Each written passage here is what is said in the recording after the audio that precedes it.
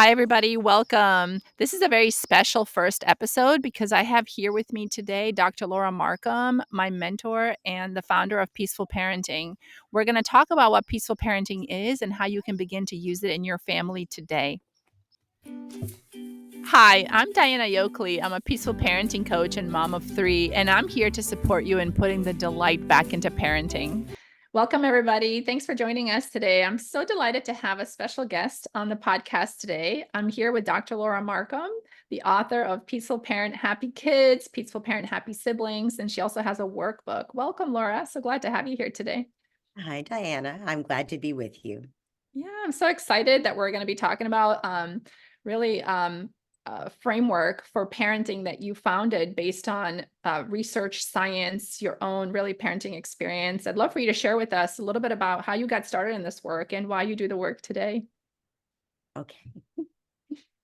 Well, I got started in the work when my son was born, my oldest, because at the time there was nothing that really gave parents information. There had been Dr. Spock, and there was Mothering Magazine that actually was the only voice out there. It's sort of in the wilderness of encouraging people to pay attention to the needs of their child, their baby, really, at that point. But there was really nothing. I had just read 1,000 studies. I had just been finishing my coursework for my PhD. I didn't even have the PhD yet. And I looked at all the moms and dads, it was more moms at that time with the child. And, I would go to mommy and me play groups and whatever. And I saw that parents really did not have the benefit that I did of having read all these studies. They didn't actually understand what science was saying about responsiveness, and they were doing how they had been raised or sort of what people around them were doing. And meanwhile, I was taking the child's behavior as communication, for instance, and that wouldn't, they were just responding to it. And I knew these parents love their children, would do anything for their babies and their toddlers, but they didn't have the information I did. So that's when I realized I needed to start talking with parents about information that we could make intelligible to them. They weren't going to read 1,000 studies, but we could take the science and translate it into practical tips that parents could use every day in their homes for all the struggles that parents and children end up having daily. Wow, what an amazing start. Yeah, I mean, I feel so envious and jealous knowing that, there's like all these resources when you start parenting and there's some parents today that are maybe just starting out with a baby or they have a toddler and they're really at the beginning of their parenthood. And I just wanted to highlight for them that you have an amazing website with 1,000 articles, which are based on all of this understanding and science that you've studied. I don't know if you want to share a little bit more about that, but it's really filtered down all this science to practical. Nobody really maintains that kind of a website. Even, magazines like parents.com don't maintain that kind of a website. I do it as a public service. And there's a section for parents of each age child, starting with pregnancy and going through the teen years. And there are basic articles about everything that you could imagine. And a lot of back in the early days, I had more time to answer questions from parents. So there are a lot of questions and answers. So whatever you're struggling with, you can put it into the search box and it will come up. So it's a really good resource for parents. And as I say, it's a public service. But I also have a weekly newsletter that is designed to keep you inspired. Because the thing about parenting, it's a grind all day, every day. And so often we're just worn down by the end of the day because it takes enormous patience to keep ourselves aligned with our highest values, to keep ourselves rested and resourced enough that we can stay calm and patient, and to actually, there's so many pressures on us to be productive and we're so busy. It's almost like sometimes we're parenting in our spare time and we don't have time to pay attention when our child is trying to tell us something, and when our child does something that we have to remind them for the 100th time, pick up your backpack. Don't, raise your voice to your brother, all the different ways. Don't throw your food when you're done at your high chair. You can tell me done. Don't throw your cup or whatever. All the, we remind them over and over and over again because their prefrontal cortex is still developing. So Hmm. at the end of the day, we're exhausted. So parents need a regular source of inspiration so that they can stay connected to what they really want as a parent. And Hmm. when they do that, when they are able to stay inspired and show up more as the parent they want to be, they connect better with their children. And Hmm. that is what puts the delight back in parenting. Yeah. As you Yeah. know, the delight in parenting, delighting in your children is one of the most important uh, predictors of how that child is going to do in life. Are we delighted in them? Hmm. Because what's the takeaway? When we delight in our child, that child, they feel delighted in. They're a source of delight. They feel loved and like they are a blessing to the world. And they don't have to scramble to prove anything. So they're not, Hmm. their ego is not leading the way to make them compete against their siblings or their peers to put the other kid down so they can be on top. They already feel delighted in. They're already able to feel good about themselves so they can then feel good about sharing their gifts with the world and also enjoying other people's gifts. They come in with such a head start on empathy and social skills and Hmm. self-confidence. And so that's what we're all trying to do, right? Is do the Yeah. sacred work of raising a human being who can be their best self in the world and bring their best gifts. I love it. I love it. And I know that your newsletter gives us the what to do and what to say. So it's very practical in its application for parents. And I love reading weekly articles because it kind of puts me back on the game and it helps me pick up where I left off. But I also want to highlight for our viewers, you just mentioned like it helps the children develop empathy and social skills. All of this is based on the neuroscience of peaceful parenting. And I'd love for you to talk to us about what is peaceful parenting and your theory that you've really created based on the evidence and the research of child development, what helps raise a child that is resilient and thrives, not just survives. Well, as you know, there are many thousands of studies out there about child development. And that's a lot of sort of signal noise, coming at us as parents. And you can find any study that you can find a study that can tell you anything, one Yeah. study, right? There was a Yeah. very popular study for a while that said spanking is good for kids, it helps them achieve. But when you looked at the study, what it actually said was children who were spanked at a certain age, they would, when they were given the study, like 10, they would fill out the study that they aspired to go to college. They aspired to do well in their studies. They weren't actually more accomplished. In fact, when they were followed over time, they were less accomplished. But Hmm. they said they aspired to be good, upstanding people who would do well. Well, of course, but so studies, you also have to read the study to know if it's really proving what Hmm. it says it proved. But the reason I'm bringing up studies is that you could pick studies, cherry pick about any one thing. What you really need is a body of research that Hmm. says over and over again, researchers find, for instance, that spanking is actually bad for kids, that it lowers their self-esteem, that it lowers their ability to self-regulate. For instance, there are so many studies that say that now we can consider that proven science. So when I began to look at the research while I was in grad school, it became apparent that we know a few things about parenting. We actually know that children come into the world primed for connection to a significant other who can protect them. And that's called attachment. And, Dr. Sears popularized this as an idea of we would wear our babies or sleep with our babies or nurse our Hmm. babies. If those things promote responsiveness, great, but that's not what attachment is. What attachment is responsive parenting. The child knows, the baby knows, and it goes right through childhood. And in fact, in adults, attachment is triggered when we're sick. So we need someone to take care of us, right? But for babies, they come into the world primed to look for an attachment protector who will be responsive to their needs. And Hmm. parents who are less responsive to their child's needs might well raise a child who doesn't have a secure attachment, right? If parents are erratically responsible, less secure attachment, they need to know they can depend on us to be responsive to their needs. That's a basic given. There are so many studies that prove that at this point, that's one of the foundational tenets of child development.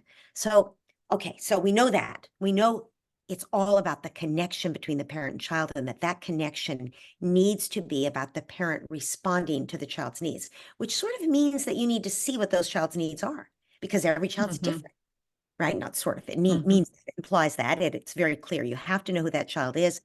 And being responsive means you soothe them when they're upset. That's pretty basic, because you mentioned neuroscience.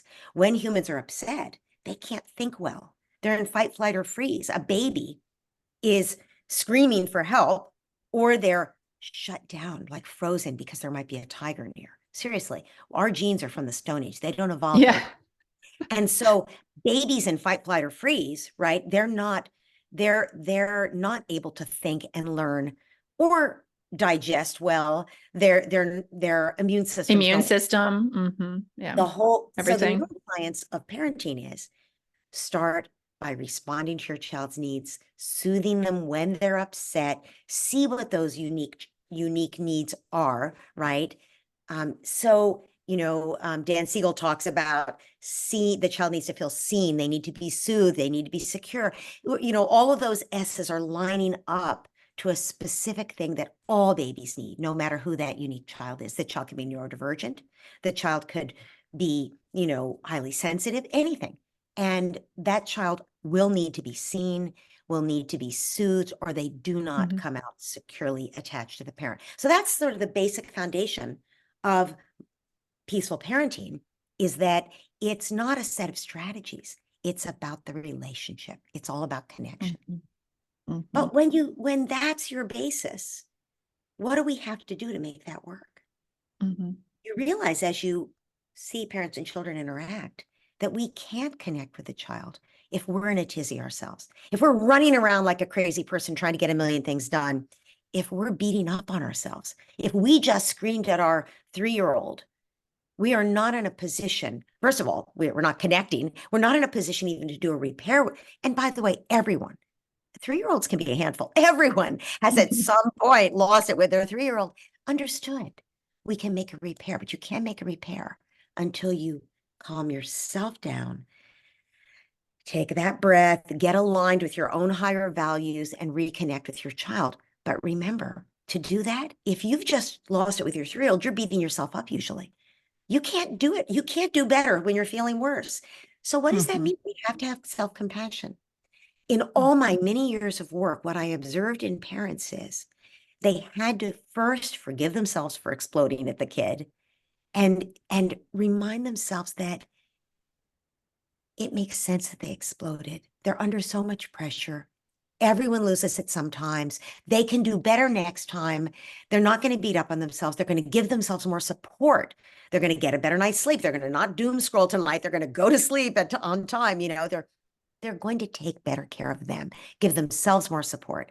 And if they need to learn some skills to manage their explosiveness because they grew up in an explosive household, power to them. That's the deeper work of parenting, is turning around what we came in with so that we can give our children something better. That's what every parent wants. And it's hard work.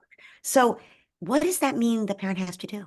We have to change how we relate to us. It's all about self-compassion and learning to self-regulate and learning to do self-care. It starts with us. So parenting, what we think of is how you relate to the kid, but truthfully, it all starts in here and in here. That's the work. So that made perfect sense looking at it. And as I started to look at the research, all of the research is very clear. Number one, parents who are more self-regulated raise children who are more self-regulated because they're not getting yelled at, right? And because all emotions are allowed.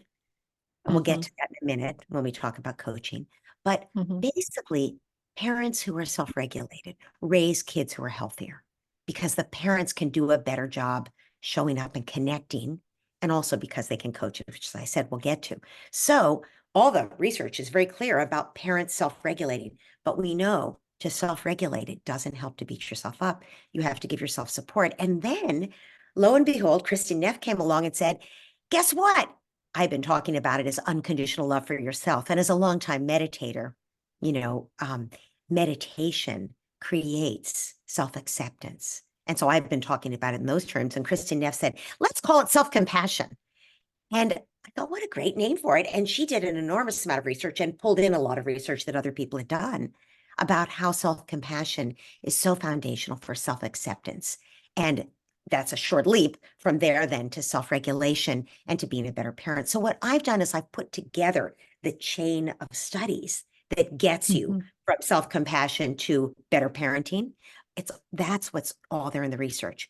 And we can't do the connection without that.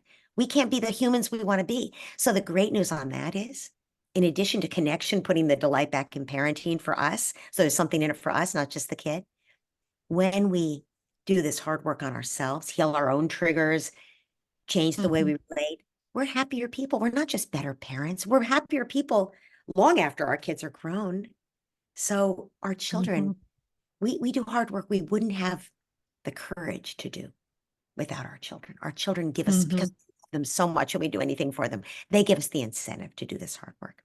So Wow, I you love it. asked about the neuroscience. This is all the neuroscience. And the third part of peaceful parenting, there are three ideas: connection, parents' self, which is self-compassion, self-regulation, self-care.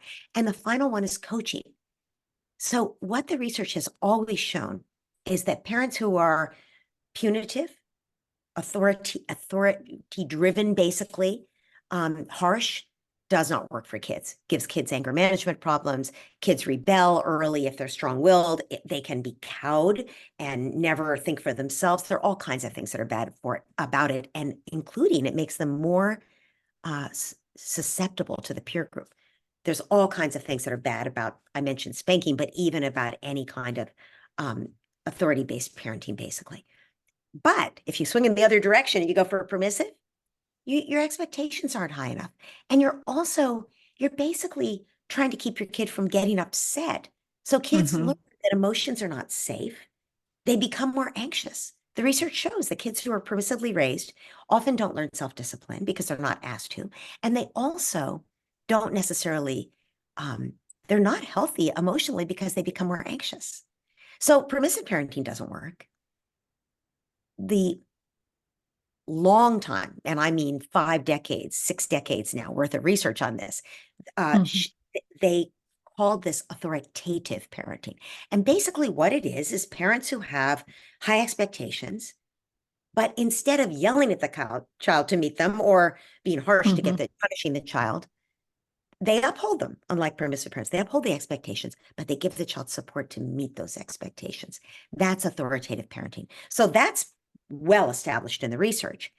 But the change I made is I said, if we're actually seeing this child, we're going to know how much support they need to meet our expectation.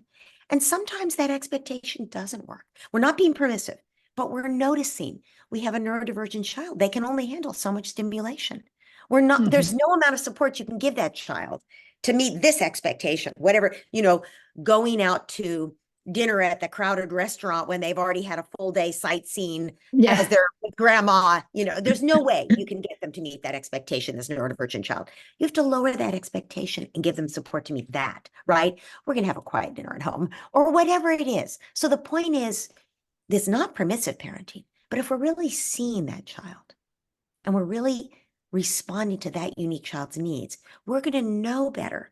It's a dance. It's not a science for each unique child we're Mhm. reinventing, but we know how high to set the expectations, right? We know what kind of support we can give. And we also learn more about different kinds of support.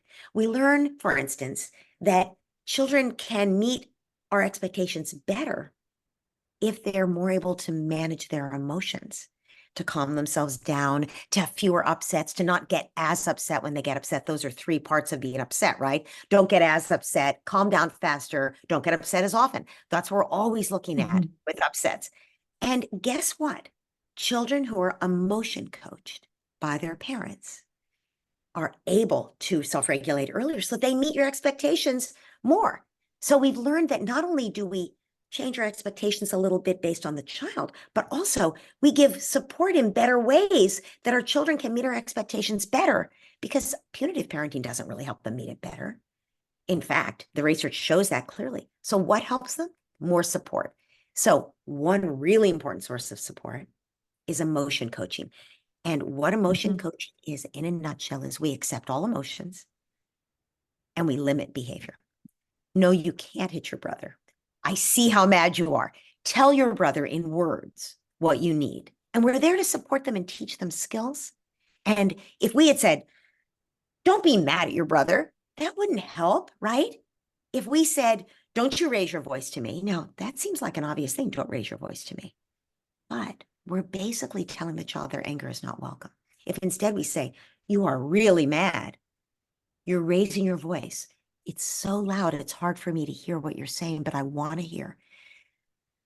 Let's take a breath. I'm right here listening because you're really connecting. You're not getting defensive. You're on your center. You're connecting. So you're doing your self-reg, you're connecting, and you're saying, I want to hear, tell me. So all emotions are allowed, but your child is expected to handle those emotions well as they get older. A 3-year-old is not going to be able to modulate their voice. Your 13-year-old is going to have a hard time, but she's going to get better at it, right? And if you've raised her this way, she's going to be okay at it, good at it, in fact.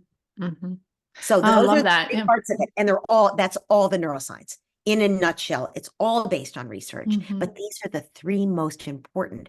Like you could talk about a million things in the research. And if you drill down and talk about any given one, like sleep or, wearing your baby or whatever, there's plenty of research. But I'm saying the three most important things that allow us to raise kids who are healthy emotionally, that's what the neuroscience says. And that's the basis of this approach. I love that. So if parents can really drill down and spend the majority of their parenting focused on these ideas, there's a payoff. I mean, there's like you're more effective, more efficient with supporting your children's brain development. I'd love to talk a little bit about how I think sometimes there's this misconception that gentle parenting or soft parenting or emotionally open and supportive parenting is uh, maybe more permissive, or it does, or it raises kids that are not as resilient. They become more fragile if the parent is more gentle with them. And can you clarify a little bit about how, considering the framework of emotional intelligence as well, like how, we think about leadership, people are more likely to follow a leader that's more in tune with other people's emotions, more empathic because they feel understood as adults, right? Whereas if somebody's beating down on you as like your supervisor or whatever, like you're not as likely to bond to them, to attach them, to follow their guidance. So it's almost like we accept this as a leadership skill in the adult world, but in childhood, children need a firm hand. They need to know who's in charge, or they're going to act chaotic and crazy. And so maybe you could clarify for us how it's really more intelligent parenting to do this in childhood, because that's what we're raising adults essentially, right? I think that's a great question. We in the workplace, we now know that the most effective leaders in a workplace, the most effective bosses, are people who absolutely are more empathic and understanding and respect the folks who work with them, who work for them. But they also take responsibility that the buck stops there.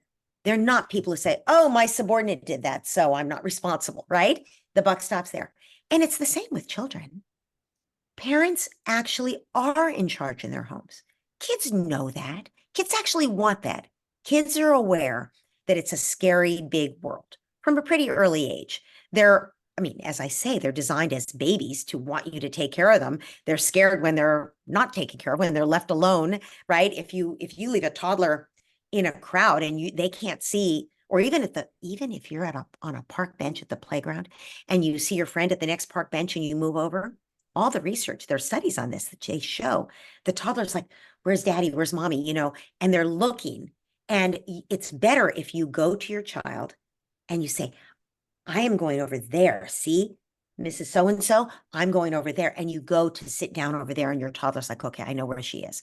So we know they need to orient around us, right? Or it's very scary for them. They know that we are in charge. If they were alone to navigate the world, that would be a terrifying place for children. They want us to be in charge. They may argue, they may all be lawyers in training, but they do want someone to be in charge and be responsible for keeping them safe and for guiding them. And by the time they're 12, they want to be able to blame us when, we won't let them do something that they were secretly somewhat afraid of going to do this thing anyway, with their friends or whatever it was. So that is, I think, a misunderstanding about parenting that's more respectful. The misunderstanding is that we shouldn't be in charge. Of course, we're in charge. If you're a parent, you have to guide your child's behavior all day, every day. It doesn't help your child to let them hit their brother, to let them run into the street. I mean, to let them, dump over their juice cup. Of course, you can't stop them from dumping their juice cup over when they're a toddler, at least not initially. But you do need to guide them. Oh, oops, cup spilled. You want to give them the idea of what's acceptable behavior and what's not. Of course, we need to do that. There's nothing wrong with setting limits. What happens for most parents is they grew up in a home, not most, but many parents grew up in a home where the limits were set in a harsh manner. They don't want to do that. So they find themselves with their child who doesn't want to put on their shoes. And they think, oh, how can I make this palatable? And they say, please put on your shoes. Would you please put on your shoes? Well, nonviolent communication says we need to leave the house in 5 minutes. We all need our shoes on. Would you be willing to put your shoes on? But nonviolent communication is designed for adults. You can say to the adult, would you be willing to leave the house with me in 5 minutes? You cannot say that to a child who's in the middle of looking for his lost car or playing with his Legos. Yeah. You have to say, I need you to put on your shoes, or it's time for you to put on your shoes. You need to put on your shoes now, right? You're giving the child a direct order. There's not even a please there necessarily. It's respectful. I use please a lot, but when it's a non-negotiable order, you give it as an order. There's no reason to say, oh, would you do this? That's not clear communication. Then the child's like, no, I would look for my toy car, right? It sounds like a choice almost, like they have a choice. Yes. And if you're in Yes. charge and they don't have a choice, then don't give a choice, right? Exactly right. So I was just hearing a podcast from a mom who was saying how bad gentle parenting is. And she was quoting parents.com and saying, she read this article on parents.com and it said, you're trying to get your child out and you say, do you feel like putting on your shoes now? No, I'm sure parents.com didn't say, do you feel like it? But they might have said something like, would you please? I'm with her. That's not helpful to getting the child out the door in the morning. If it is a negotiable thing, would you rather have peas or carrots for dinner tonight? That's completely fine. If a choice is okay and you've got both peas and carrots, you can give them one or the other or both, right? Would you like both or would you like one or the other? That's fine. But I think the problem with the way this is perceived in the public eye is, and I don't know what parents.com actually said, that, the writers at parents.com are interviewing people like me. I get interviewed once a week by them and people like them. So I would have to see what expert that got attributed to, or maybe this person had just misread it or mischaracterized it. But I will say peaceful parenting is when you don't know about it. Often parents or people assume, oh, that's permissive. There's nothing permissive about it. We're enforcing our expectations all day, every day. We're not enforcing them with threats, right? We're trying to help the child meet them by giving the child more support. That's the difference. And what usually happens to parents is they find themselves there. They're trying to get to work desperately. They have to get to work on time. They have to get the kids' shoes on to get them out the door. They're stuck. They don't know what to do. So they're either yelling, threatening, if you don't do this now, you won't, whatever, there's a threat, or they're bribing. If you do this, I'll give you an M&M when we get in the car, or whatever, right? They're trying at their wits' end. And I would say, what support does your child need to get those shoes on and get in the car on time? And I'll tell you the answer. Cut to the spoiler here. It doesn't start the minute you have to get out the door. It starts a half an hour before you have to get out the door. As you're completely ready to go, you align yourself with your highest values and you're calm. You reconnect with your child who you may have not seen for the last half hour because you were running around like a crazy person, packing their lunch and packing your own lunch and getting your makeup on or doing whatever you do in the morning. You reconnect with your child and you say, you're looking them in the eye, you're calm. You say, today, what's going to happen? Yes, you're going to go to Miss So-and-so's for daycare, and then I'm going to pick you up at 3 o'clock. And what's going to happen then? That's right. We're going to do XYZ. We're going to go to the playground, whatever. So you're aligning with your child. There's a planned future where you two are a team, right?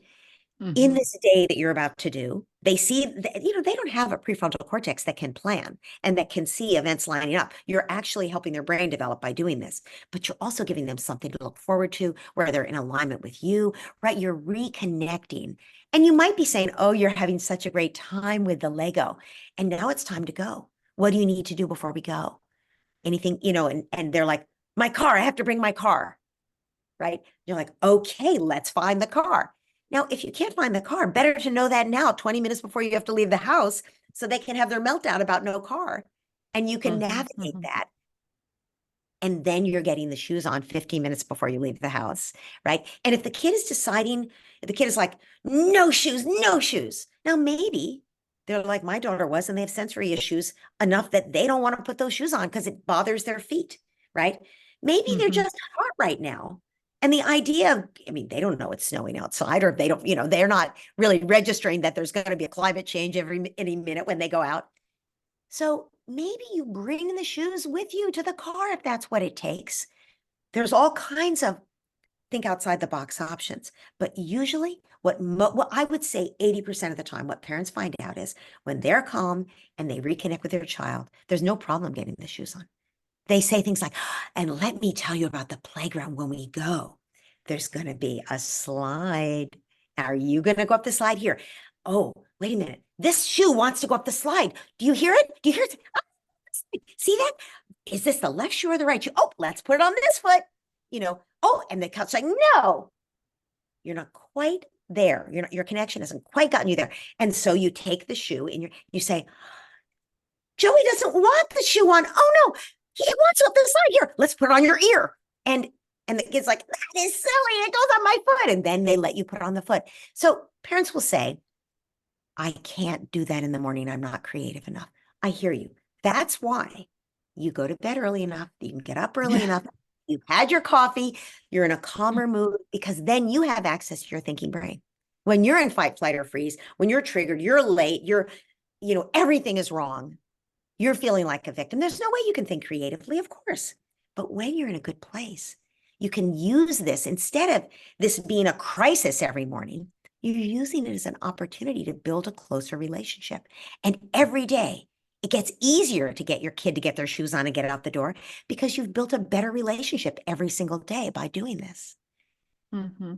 I love it. And it's all based on the nervous system of both people, right? The parent's nervous system and the child's. And, it's so clear when you're talking about like the parents, if they're upset, they're in fight or flight, they're no longer in their prefrontal cortex. And when the child isn't cooperating or they're having a hard time, they're in fight or flight. And so we know that for children to develop kind of resiliency, they have to spend a lot more time in the prefrontal cortex so that their brain can actually grow in areas that are going to support them and support them in learning new skills. They're learning throughout childhood so much, but if they're in stressful nervous system states, like through punishments, threats, spankings, timeouts, their learning stops. So they can't even though they'd like to do better for you, they can't, because they've been cut off from that development opportunity to become who they're supposed to be as adults, right? They actually their development slows down. You're stunting their development if you're not creating safety and that respect, even while you're in charge, right? Yes, respect creates safety, right? Because all of these words, gentle, respectful, conscious, peaceful, all of these words about how we approach parenting are saying we respect this unique child. We're noticing who they are and what they need, and we're responding to that, right? That creates safety for the child. Remember, kids are born looking for someone to protect them, which means someone to create that safety for them. So what did that mom do who got up and had her coffee a little earlier? So she was ready to engage with her toddler half an hour before leaving the house, instead of at the last minute in a tizzy trying to cram those shoes onto the feet, right? What did that mom do? She created calm and connection. When the parent is calm and there's a connection, children feel safe. That's what she did. And when there's safety, the child calms down. They don't have to fight. They don't have to run, right? So they cooperate more. It's all science. Oh, I love it. Yeah, so many awesome frameworks from the scientific perspective, from the practical way of applying this day to day, and also like looking at the child as having needs versus trying to do things to you as the parent. I'd love for you to talk about a little bit about what resources you have available for our audience about motion coaching, I think, and a little bit Yes, about we where mentioned they can find out emotion more. coaching and why that's so Mhm, important. When I said coaching, basically coaching is the environment, right? Because we calm ourselves down, we connect. And then the third thing is, what's the environment with which the child is interacting? So it might mean earlier to bed, less screen time, better food, more calm, that those could, environmental stimuli, right? More and less novelty, because humans, including small ones, need more and less novelty. There's a continuum. But mhm, there's another really important part of coaching, which we've already mentioned, and that's emotion coaching. And most parents mhm, are raised with it, so they need a little extra support. So we have a printable on how you actually emotion coach. And it just takes you through the steps. And it's a little cartoony. It's designed to take you through the steps. So you can put it on your fridge and you can actually refer to it and say, am I doing the right thing here when my kid says, I hate this dinner? Am I doing the right thing here when my kid throws themselves on the floor and when they won't put their shoes on? So it just helps you learn that skill mhm, because it's an mhm. invaluable skill. You find that when you allow emotions, kids cooperate better and they develop more, as you say, the brain development is faster with the prefrontal cortex, so they're more self-regulated. So yes, can we put the link in for people to Yeah, claim that? we'll put it in we'll put it in the show notes. Awesome. Thank you so much for your wisdom and your expertise sharing with us today. Can you just share a little bit about the website name again for anybody that missed it in the beginning? And Yes, we'll also link yes, it below. perfect. It's ahaparenting.com, like aha, like full of insights, those aha moments.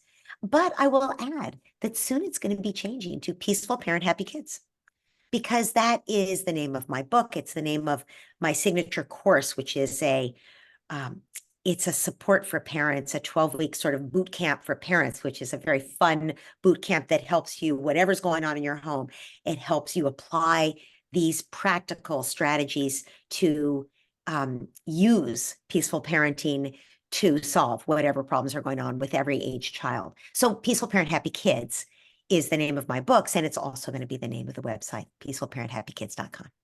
That sounds great. Yeah, we'll link it below. Thank you so much for your time today. Really appreciate having you here. Always a pleasure to talk with you. If you enjoyed this podcast and would like additional resources to support you in your parenting journey, my free gift to you is access to my parenting membership with a free 30-day trial where you'll find bite-sized video and audio strategies, scripts, masterclasses, a private community with parents just like you, and weekly group coaching calls directly with me, and so much more. Go to delightinparenting.com/membership to learn more.